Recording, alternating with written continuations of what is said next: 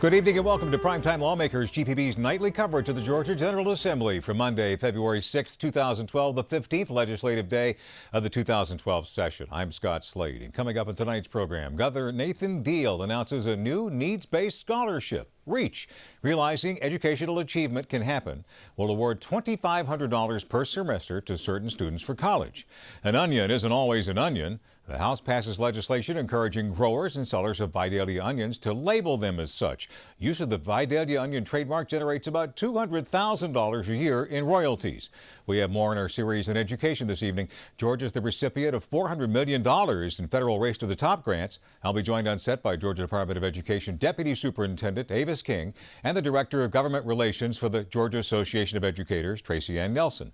Find out how Race to the Top can help Georgia's schools. And in-depth analysis of Capitol News tonight. Nancy Badisher, education reporter for the Atlanta Journal-Constitution, and Maura Walls of GPB Radio and the Southern Education Desk will be joining me live in studio. All that and more is coming up tonight on Primetime Lawmakers. But first, Sandra Parrish reports on an announcement by Governor Nathan Deal today of a new needs-based scholarship for students hoping to go to college one day. It is a needs-based scholarship that will serve low-income students and those that have college potential. The REACH scholarship, which stands for Realizing Education Achievement Can Happen, would provide up to $2,500 a year for 4 years for students who qualify for a free and reduced lunch and follow certain criteria beginning in middle school. They will be required to sign a contract that they will remain crime, drug, and behavior issue-free, that they will maintain a certain grade point average, and that they will meet with a volunteer mentor until they graduate from high school. The governor made today's announcement on the campus of Georgia Tech, which is offered to match the scholarship. This institution has a long-standing commitment to needs-based financial aid, and today they have agreed to match the REACH scholarship for any REACH scholar who is enrolling at Georgia Tech. The scholarship will be entirely funded through private donations. Already, my office has established a 501c3 tax-exempt organization housed at the Georgia Student Finance Commission, and we are already receiving donations. The REACH scholarship is based after a program in Cartersville City Schools called Gate Key, where junior Daphne Johnson is planning to benefit. Well, this is like my ticket out. It's like hard work paying off. It's really an honor to have gotten or received this scholarship because it really determines my life, my future. The scholarship will begin with 3 school systems in Douglas, Rabun, and Bullock counties. It will then be extended to more school systems and students after that.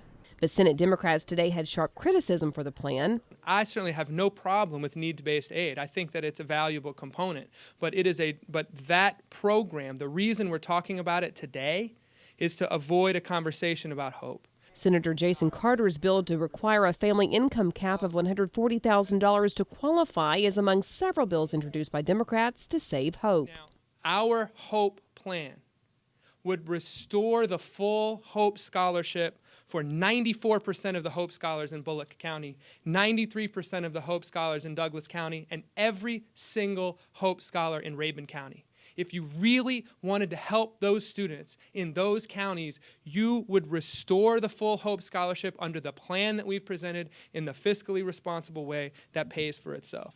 But today, Governor Deal had his own criticism for those plans. Proposing an income cap simply says we're converting this from a merit-based program to a needs-based program. And I think the success of the HOPE scholarship overall has been that we have rewarded young people based on merit, the fact that they have studied hard, that they've kept their grades up, and that they have qualified. He maintains it's too soon to make any more changes to HOPE. I think we have not had time to fully understand the implications and the financial impact on the system from the changes that have been made. I think we need to at least have another year to be able to see what those changes have produced in terms of the revenue and the participation in the program. For Primetime Lawmakers, I'm Sandra Parrish. More on that ethics reform story we've been following. Senator Josh McCoon today introduced a bill that seeks to limit gifts from lobbyists to legislators. The measure places a $100 cap on gifts, but Democrats issued a statement calling the cap weak because several lobbyists could still pool resources to treat lawmakers to expensive gifts. A similar ethics bill has already been introduced in the House with no Republican co-sponsors. Senator McCoon's bill includes 8 additional Republican co-sponsors. A sweet victory today for Vidalia onion growers. The House passed a bill that seeks to simplify the royalty process for the crop. Representative Tom McCall presents the bill. Now, it is in statute that, what it reads is such royalty and license fee shall not exceed 5 cents for every 6 ounces portion thereof, with a product connection with all products and all such trademark is used. Well, that sounds kind of convoluted. So what this is doing is taking that out of statute, giving it to the Department of Agriculture to be able to bring up to date the way they charge a royalty. Because this royalty is convoluted as it is, people are using Vidalia onions, but they're putting sweet onion on the label instead of the word Vidalia, which is kind of contradictory to what the royalties are supposed to be doing, and that's generating advertisement for the Vidalia onion. Currently, about $200,000 in royalties are collected each year for the crop. Agriculture Commissioner Gary Black says he hopes that simplifying regulations for the use of the Vidalia onion will encourage more food manufacturers to use it in their products and boost the royalties collected. Those royalties go toward promoting the famous sweet onion and protecting its trademark. What happens to firearms after they're used in committing a crime? The Senate Judiciary Committee met this afternoon to discuss a bill that will require firearms used in the commission of a crime to be returned to their original owners. Proponents of the legislation argue that if a forfeited firearm is another person's property, it should be returned to the owner when it's no longer needed as evidence, so long as he or she is an innocent owner and not involved in the crime. The bill also details disposal and sale procedures if a gun cannot be given back to its original owner. No vote was taken on the bill, but the committee has scheduled another hearing for later in the week. The state Supreme Court announced today that it has struck down Georgia's ban on publicly speaking about assisted suicide. The ruling says the 1994 state law is in violation of the free speech clauses of the U.S. and Georgia constitutions. Today's announcement comes in result of a case brought by 4 members of Final Exit Network, a suicide group that was prosecuted for helping a 58-year-old cancer-stricken man die. The Associated Press contributed to this story.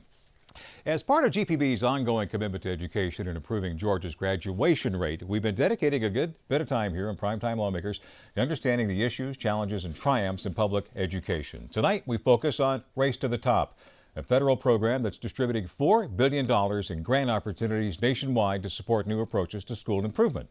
In 2010, Georgia was awarded $400 million to invest in education reforms in 26 school districts around the state. There are 4 areas that are targeted to the Race to the Top program. 1, recruiting, preparing, rewarding, and retaining effective teachers and principals, especially where they're needed most. Adopting standards and assessments that prepare students to succeed in college and the workplace and to compete in the global economy. Also, building data systems that measure student growth and success and inform teachers and principals about how they can improve instructions. And turning around our lowest achieving schools. Joining me now to talk about Race to the Top and getting a progress report are Avis King, the Deputy Superintendent of the Georgia Department of Education. She's in charge of the Office of School Improvement. And Tracey-Ann Nelson, Director of Government Relations for the Georgia Association of Educators. Thank you both so much for joining me tonight for an update on Race to the Top. So many people are excited about this when it came down. That $400 million was like manna from heaven, wasn't it? Absolutely. But $200 million went to the state and $200 million went to the schools. So it was split between those two. And we were able to put in a lot of initiative, one of them being the teacher and leader evaluation systems that we are working on in our pilots with our 26 Race to the Top districts right now. We're going to talk a little more about evaluations and where we stand in Race to the Top, but the teachers' perspective, Ms. Nelson, how's it been going in those 26 districts? Well, I think it's been a learning tool for teachers as they navigate this new evaluation tool, but it's one that teachers welcome and organizations across the state welcome because we have to improve student achievement across the state for Georgians. Including focusing on teacher performance. Sure. Teacher performance has to be a part of, improving student performance, and if the performance evaluation is used to improve their ability to reach students and increase student achievement, it's welcome. How have teachers responded so far, going past the really one of the only metrics they've had so far, which is basically having a supervisor come into the classroom once a year. That's been about the size of it up till now, isn't it? So far, yes, but I think the cross-section or the metrics that the Race to the Top evaluation is going to include will help them to have a broader spectrum of how they get evaluated. There's some apprehension, but it's new, so it's part of that process. And working with principals and with the Department of Education to implement it, is welcomed. Oh, Ms. King, so how is it going now, school to school? These 26 districts, which leaves another 150 more or less in Georgia, they're not a part of the Race to the Top. Are we actually seeing some of these metrics go into place now, using some of these objective evaluation procedures? How is that actually working? Well, actually, the 26 Race to the Top districts are piloting right now. We did a really good thing because we brought all our partners to the table at the very beginning. We knew we needed to improve our evaluation system. So we had folks like GAE and Higher Ed and HR come and be part of our steering committees. And right now in our Race to the Top districts, they are working on the observation piece, which is the TAPS. And it is a rubric-based piece that really helps improve instruction because it gives teachers feedback, and that's what teachers want. They want feedback on their instruction, how they're doing. It helps them to reflect. It helps them to improve because the spirit of this needs to be continuous improvement in order to impact student achievement. So they're going to get a measurement more often than just a subjective drop by an administrator once a year. Well, it's not going to be like satisfactory or not satisfactory. It moves from not effective to developing needs improvement, to proficient, which most of our teachers are going to be in that area, to exemplary. And some teachers may visit the exemplary area. They might not live in that area, but that may be a goal for them to move to. But I think the point is we need to give our teachers feedback. We need to give them support. We need to give them the professional learning. And this tool lends itself much more to this than the old evaluation system that we've been currently using. I'm talking about TAPS, Teacher Assessment and Performance Standards. Ms. Nelson, what kinds of actual things are being measured here? Measuring how a teacher teaches could be very subjective. This actually nails it down to more objective criteria? It has both objective and subjective criteria. And there are processes in place throughout the year for that evaluation to take place, and have many different components so that there's not one thing or one person or or just students who, if they get a good grade or a bad grade, will reflect on it one way or the other. Well, you say many different components. Give me an example. Yeah. What kind of thing would you measure in a teacher under the system? How they plan, how they deliver instruction, how they assess students, their communication, their professionalism, and bringing in your parent engagement.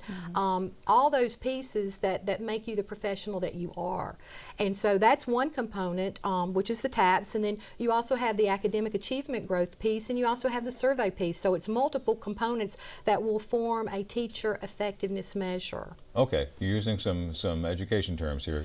That's okay. The academic performance piece. What is that, testing the kids? Well, it is, and you're using for CRCT and 4 through 8 and your end of course test and your tested subjects. But we're putting in something called a student learning objective, and that's for your non-tested subjects. And that's where you put a pre and a post test in, and you use an assessment to gauge their growth.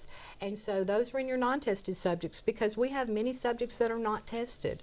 So we're working very hard on making sure these student learning objectives are comparable. We have a technical advisory committee coming in. We're working with other states to help us with this. It's very challenging, but it's good work. Non-tested subjects. Right. I'm sorry, give me another example of that. I'm not first quite grade. First grade does not take the CRCT, but you might use a DIBEL on a first grader to see where they come in, the pretest, and how far they grow, because that's the whole point. We want our students to grow. I'll never forget my first grade teacher, Lurleen Wallace, in 3rd Ward Elementary School in Griffin, Georgia. You do remember her. I do, because she was also my dad's first grade teacher. Oh, wow. Isn't that amazing? And I'll never forget the first check mark I got on a piece of mimeograph paper where you had to circle the things that were alike. She said, "Bring it up here and we'll give you a check." I thought it was going to be paid to the order of Scott Slade. Well, that is a perfect example of a professional teacher, somebody who's dedicated to the profession and who's done it for years. And, part of it is valuing that professionalism that teachers bring to the classroom, and that they're committed to being, to being good teachers for their students. Do teachers think this process is fair? This is some scrutiny they haven't had in a while. I mean, I think there's some apprehension by educators, as it should be for anybody who's going to be evaluated, you know, because you worry about fairness, you worry about the subjectivity part of it. But I think the matrix is broad enough that the subjectivity isn't defined to one area, and they can trust that if the training component of how the evaluation tool is used is done properly, that they'll feel confident. If it's just not shoved at them. Exactly. If there's an actual process, is there an actual process they're going through? Absolutely. We have 18 trainers out in our Race to the Top districts working with them on a daily basis. And we are getting feedback. We're actually making visits to all the Race to the Top districts, talking to leadership, talking to teachers. And what we're hearing is, yes, it is very overwhelming at first, but then the dialogue turns to instruction, and that's a good thing. When they start looking at student work and they start looking at how they're instructing students, they get excited. So it's hard work, but we've heard some really good comments from teachers that said, I was overwhelmed at first, but our conversation's changing at our school. Change is hard. I mean, it is, hard. especially complicated change is tough. And there's been a lot of complaints in the past on high stakes testing. Yes. Because teachers understandably teach to the test instead of teaching the subject matter. You know, does this start defeating that because this testing is just part of the overall measurement of a teacher? It's just one component. It's one component, Yeah. and I think because you have the multiple measures, Right. that it's a much fairer, it's a much richer story of what's going on in that classroom, and it should be for those teachers and for those students. Every student deserves a great teacher, and they deserve a great leader in that building. There have been some complaints in the past that there wasn't enough data to support teacher evaluations affecting student achievement. How about addressing that? Do we finally have some studies, some data that actually show that this is going to be reflected in how much better a child does, whether the teacher just keeps his or her job? Well, you know Bill and Melinda Gates, they're very involved in educational reform, and they just came out with a Gates-Met report that we just got that actually looks at the combination of all these components, and they say it does impact student achievement. One component by itself does not, but when you put all three together, it helps to impact student achievement. So we did get that validation, and we were very glad to know that we are heading in the right direction according to that research. And the teacher's component in all this, I mean, working with students, I mean, are they able to reduce the anxiety in the students somewhat when the students might know that they might actually be part of the evaluation process? Well, I mean, I think it's a work in progress, and there's so many different components to the evaluation, but I think as we move forward, what we do understand is that the children bring different things to the classroom also. You know, some children have come from challenging communities or challenging households, and so how teachers try to work through those challenges as, you know, layered with the evaluation is going to be important. Is that pretty much the bottom line? The teacher evaluation piece is the next part of it, and then developing metrics from the first data you get? Absolutely. Yes. We will look at it this summer. We'll look at the different components and how it works as a system. Okay. And then we're going to do full implementation and Race to the Top districts next year, and we can bring 60 districts on board each year after that. Right now I think we have 15 or 16 that have signed up, and we're hoping to get more, and they will help pilot next year as well. All right, so 26 districts to begin with. There's another 150 school systems. Do you see it being rolled out statewide? Ms. Nelson? I think it is going to be the model that's used to roll out statewide. Ms. King? Yes, I do. There's a nod. Okay, thank you so much for joining us, explaining where we're at right now. Appreciate you being here. It's a Thanks for complicated having us. subject, and we'll check back with It you. was a pleasure. Thank you. Thank you. For more information about the Race to the Top program and implementation, visit their website at rt3ga.com. We've got to take a short break in Primetime Lawmakers, but don't go anywhere. When we come back, the best legislative analysis on the air. Education Talk will continue. I'll be joined by Nancy Baderscher of the Atlanta Journal-Constitution and Maura Walls of GPB Radio. They're both education experts. Stay with us. Be right back.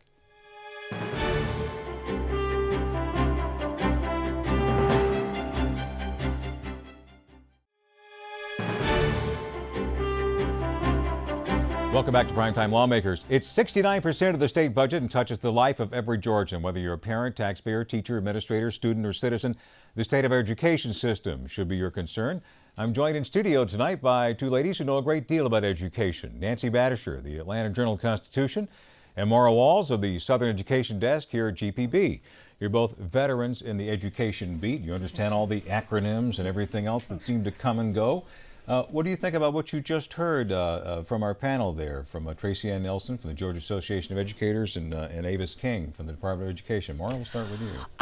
I think that one of the things that's really interesting about the way the state is approaching Race to the Top and teacher evaluations is that they're really, really focusing on using the new evaluations as a tool for helping teachers become better at their jobs, as opposed to the other thing that teacher evaluations can be used for, which is obviously high stakes decisions about which teachers, stay, whether or not they make more money. So I think one of the really interesting things about the way that Race to the Top is playing out here is sort of where the state is going to fall down on those issues. Right now they're treating it mainly as a sort of a way to really help teachers improve and sort of trying to address those a little bit thornier questions a little bit further down the road. Nancy?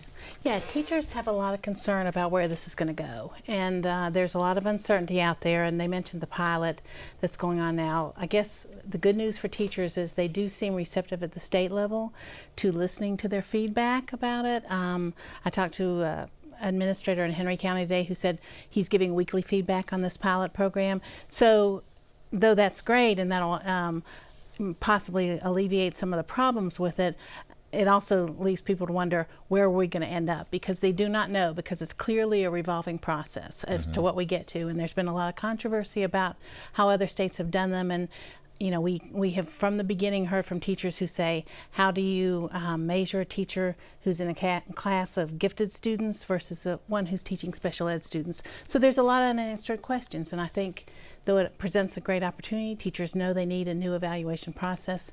There's a lot of questions. And $400 million, people want to be surprised. I mean, just looking over the goals of Race to the Top, pretty much it all has to do with teacher performance, doesn't it, when you get right down to it? I mean, there's not much to do with curriculum development and that sort of thing, is it? Well, a lot of it actually.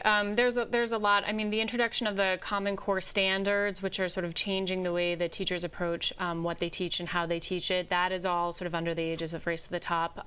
There's a lot to do with sort of turning around low-performing schools that falls under Race to the Top. But you're right, a lot of it has to do with sort of creating and developing effective teachers. And doing the math on that, I mean, if you there's $400 million for this pilot project for 26 schools, do we get economies of scale later? It's not going to cost that much more to do the next 26 and the next 26. Right. Well, of course, the $400 million doesn't, covers a lot more than just the pay for performance, although districts have been required to commit a third of their budgets to cover if there is a merit pay process out of this. So, yeah, I think the big question is, will the state buy in? Because Jones County was one of the original 26 districts, and it bowed out because the superintendent there said, they're giving me 1 year of merit pay, but what happens to me the next year when I barely can keep the buses running? I bet not many people know that there is merit pay included in this. That's a good question. I mean, I think that one of the things that I've heard state officials say over and over again is that one of their biggest challenges is actually communication, because these are really complicated issues, and they are issues that generate a lot of anxiety in a lot of people. And so, one of the things that I think that the state has been doing, with mixed degrees of success, is sort of trying to explain to teachers and trying to explain to parents what this actually means for their classrooms. It really is too early to start even talking about measuring success, isn't it? They haven't even really rolled it all out yet. Right. No. Yeah, we're in the middle. January was the beginning of the teacher evaluation pilot, and so right now they're piloting it with 10% of the teachers in the 26 Race to the Top districts, and that pilot is going from it started last month and it's going through sort of May, roughly the end of the school year, and state officials are actually very open about how they don't really know what is going to come out of that pilot, and so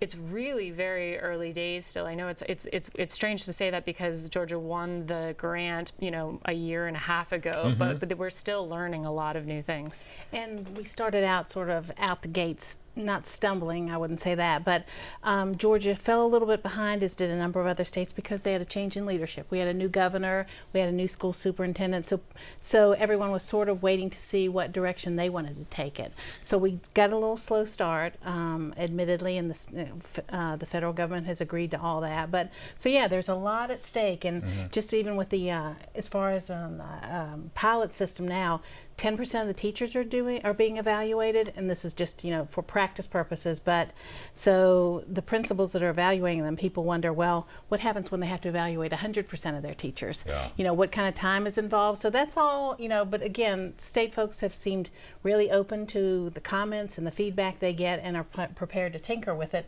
as they see what are the pitfalls and what are The two of you know what to look for in stories like this. Are you seeing signs, early signs that it's not working? Are you hearing massive complaints, or are people edging along here, hoping for the best? It's really early. Okay, that's fair. Right, but I think there will be measures.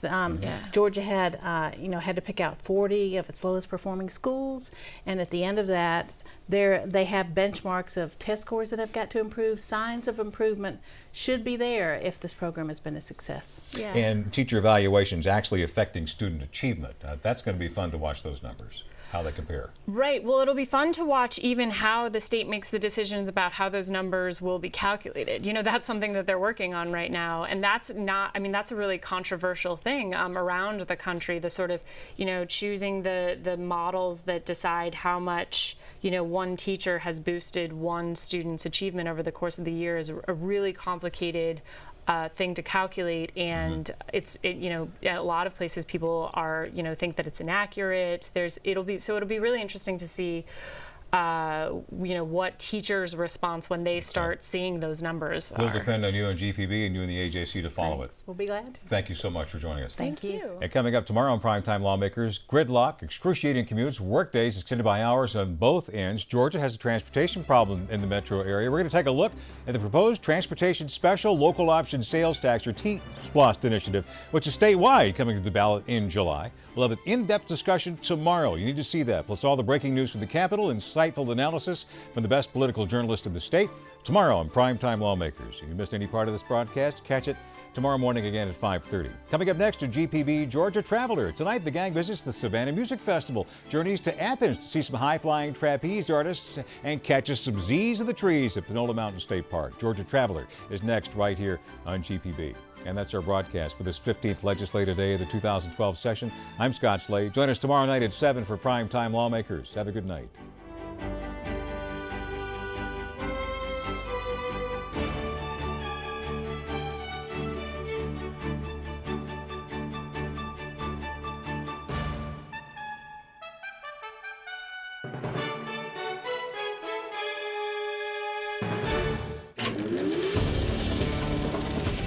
This is a GPB original production.